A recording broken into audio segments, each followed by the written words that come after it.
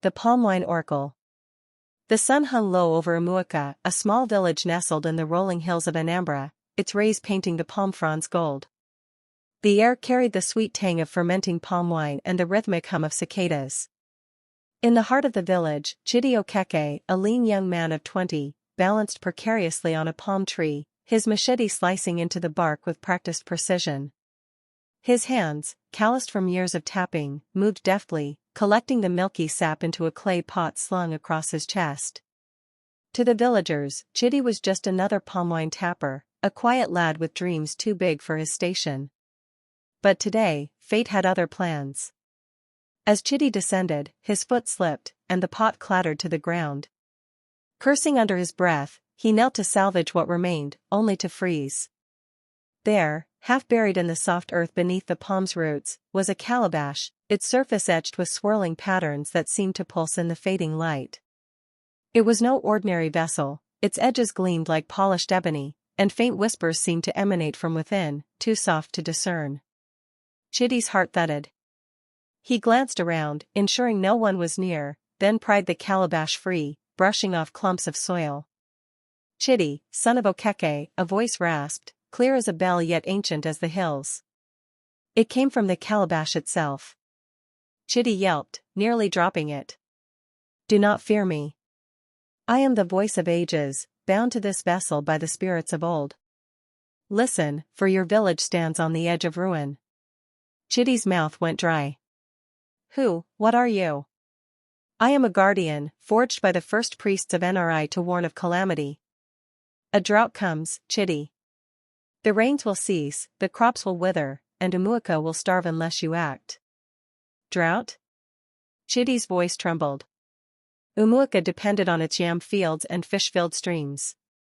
A drought would mean death. How do I stop it? Seek the Oracle of Nri, hidden deep in the forest of whispers.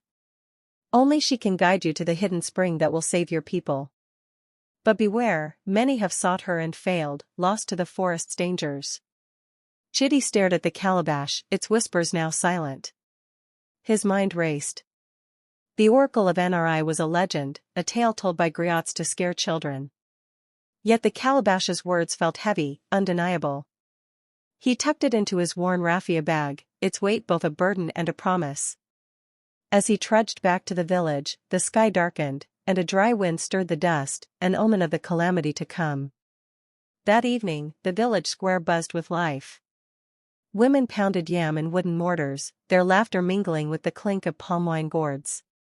Children chased fireflies, their squeals echoing past mud-brick huts.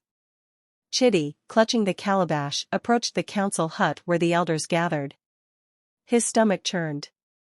The elders of Umuaka were stern men, their authority rooted in tradition. To them, a palm wine tapper was no messenger of prophecy. Inside, the air was thick with the scent of coconut and tobacco.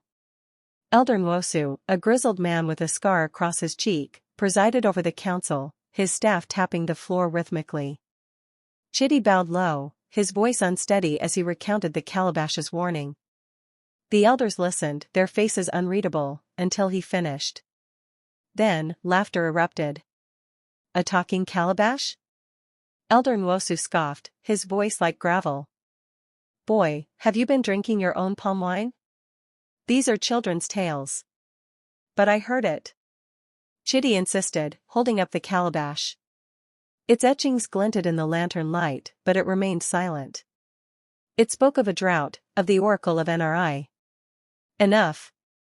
Elder Okoye, a wiry man with a perpetually sour expression, cut in. "The Oracle is a myth, and you are no hero. Go back to your trees, Chidi. Leave prophecy to priests." The other elders nodded, dismissing him with waves of their hands. Only Mama Ada, the village's oldest healer, watched Chidi with narrowed eyes, her fingers tracing the beads around her neck. As Chidi left, humiliated, she followed him outside. "Chidi," she whispered, her voice low. "The elders are blind to what they cannot see. I know the calabash's power, it is no ordinary thing. If you believe its words, you must go. But the forest of whispers is no place for the faint-hearted." Chidi's resolve hardened. I have to try, Mama. If the drought comes, we'll all suffer. She nodded, pressing a small pouch into his hand. This is Agwu, a charm for protection. Trust your heart, Chidi. The spirits will guide you. At dawn, Chidi set out, his raffia bag packed with a machete, a water gourd, and the talking calabash. The village still slept, unaware of his mission. The path to the forest of whispers wound through fields of cassava and yam, then plunged into a tangle of vines and towering irako trees. The air grew heavy, the sunlight dimming as the canopy thickened. By noon, Chidi stood at the forest's edge, where mist curled like smoke and the trees seemed to hum with secrets. Speak, Calabash, Chidi whispered, clutching it. Guide me. The voice returned, faint but firm. Follow the path where the shadows dance. The oracle awaits, but danger walks beside you. Chidi stepped forward, his machete hacking through vines. The forest was alive, birds screeched, unseen creatures rustled, and whispers drifted on the wind, half-formed words that made his skin prickle. Hours passed, the path twisting deeper, until he stumbled into a clearing where a stream glittered like liquid silver. Thirst burned his throat, but as he knelt to drink, the water rippled, and a figure emerged. She was no human.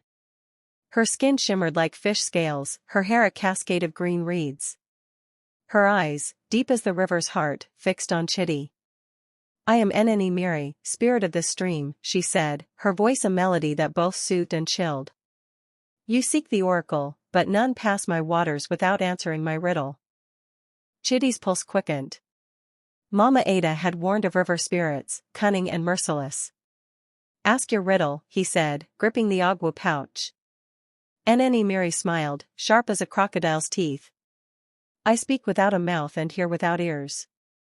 I have no body, but I come alive with the wind. What am I? Chidi's mind raced. He thought of the forest's whispers, the calabash's voice, the wind stirring the palms. An echo, he said at last. The spirit's smile widened. Clever boy. You may pass. But beware, the forest holds worse than me. She sank into the stream, leaving only ripples. Chidi pressed on, the calabash's whispers guiding him. Night fell, and the forest grew hostile. Eyes glinted in the dark, and once, a leopard's growl sent him scrambling up a tree. By the second day, hunger gnawed at him, his water gourd nearly empty. Worse, he sensed he was not alone. Shadows flitted at the edge of his vision, and twice he heard the snap of twigs behind him. On the third day, Chidi's fears were confirmed. As he crossed a ravine, a net dropped from the trees, pinning him to the ground.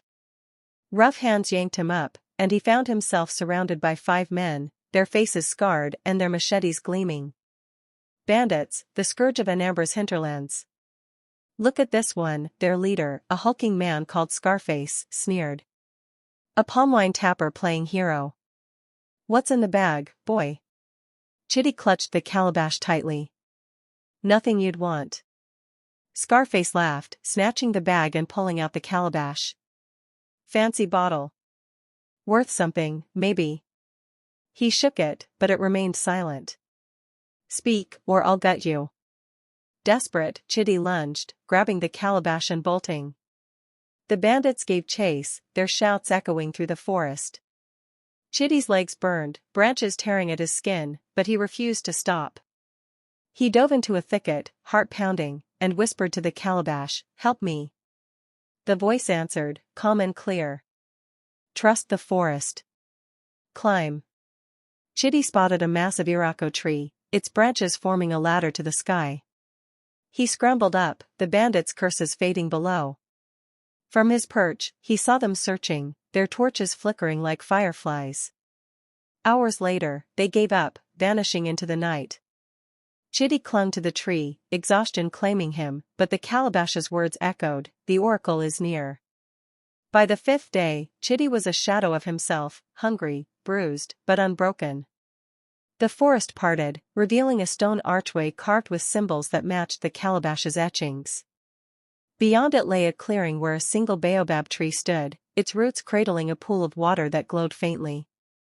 At its edge sat a woman, her white robes flowing like mist, her eyes ancient yet kind. The Oracle of Nri. You are Chidi, son of Okeke, she said, her voice like a distant drum. The voice of ages chose well. Chidi knelt, offering the calabash. The drought will destroy Umuaka. Please, tell me how to save them. The oracle's gaze pierced him. The hidden spring lies beneath the hills, sealed by the greed of men long dead. To free it, you must face the guardian of the deep, a spirit born of earth and water. But know this, Chidi, heroism is not in strength, but in sacrifice. Are you ready to pay the price? Chidi nodded, though fear quailed in his gut. The oracle touched his forehead, and visions flooded his mind, a cavern, a roaring torrent, a shadow with eyes like coal. Go, she said. The path is yours. Guided by the oracle's vision, Chidi trekked to a rocky outcrop where a cave yawned like a wound in the earth. Inside, the air was damp, the walls slick with moss. His torch cast flickering shadows as he descended, the calabash clutched tightly. The tunnel opened into a vast chamber where an underground river roared, its waters blocked by a massive stone dam, ancient and crumbling. Before it stood the guardian, a towering figure of mud and vine, its eyes glowing like embers. Who dares disturb the spring? It bellowed, its voice shaking the cavern. I am Chidi, he said, his voice steady despite his trembling hands. I come to free the waters for Umuaka. The guardian laughed, a sound like grinding stone. Many have tried, all have failed. Prove your worth, mortal, or join the bones beneath my feet. Chidi's mind raced. The oracle's words, sacrifice, echoed. He thought of his village, his mother's weary smile, the children who'd starve without water. Take what you will, he said. But let the spring flow. The guardian's eyes narrowed. Your life, then. One life for many. Chidi's heart sank, but he nodded. If that's the price, I'll pay it. The guardian paused, then stepped aside. Your heart is true. The spring is yours. With a wave of its hand, the dam crumbled, and water surged, a torrent that filled the cavern with mist. Chidi staggered back, soaked but alive. The guardian vanished, its laughter fading into the roar of the freed spring. Chidi emerged from the cave, the calabash now silent, its purpose fulfilled. He followed the new stream as it carved a path through the forest, its water sparkling under the sun. Days later, he reached Umuaka, weary but triumphant. The village was parched, the fields browning, but the stream's arrival brought cries of joy. Women filled their pots, children splashed in the shallows, and even the elders gathered, their skepticism replaced by awe. Elder Nwosu approached, his staff trembling. Chidi, we wronged you. You've saved us all. Chidi shook his head. The calabash spoke, the oracle guided, the spirits tested. I only listened. Mama Ada smiled, her beads glinting. You are more than a tapper, Chidi. You are Umuaka's hero. That night, the village feasted, the air filled with the strum of Udu drums and the clink of palmwine gourds. Chidi sat quietly, watching the stars. The calabash, now an ordinary vessel, rested beside him. Its whispers were gone, but its lesson remained, even a palmwine tapper could change the world. As seasons passed, Umuaka thrived, the stream a lifeline that drew traders and pilgrims. Chidi, now a respected figure, told his story to wide-eyed children, the calabash displayed in the council hut as a relic of hope. Griots wove his tale into songs, calling him Chidi of the Oracle, the boy who faced spirits and bandits to save his people. Would you brave the forest of whispers for your village? Like and comment.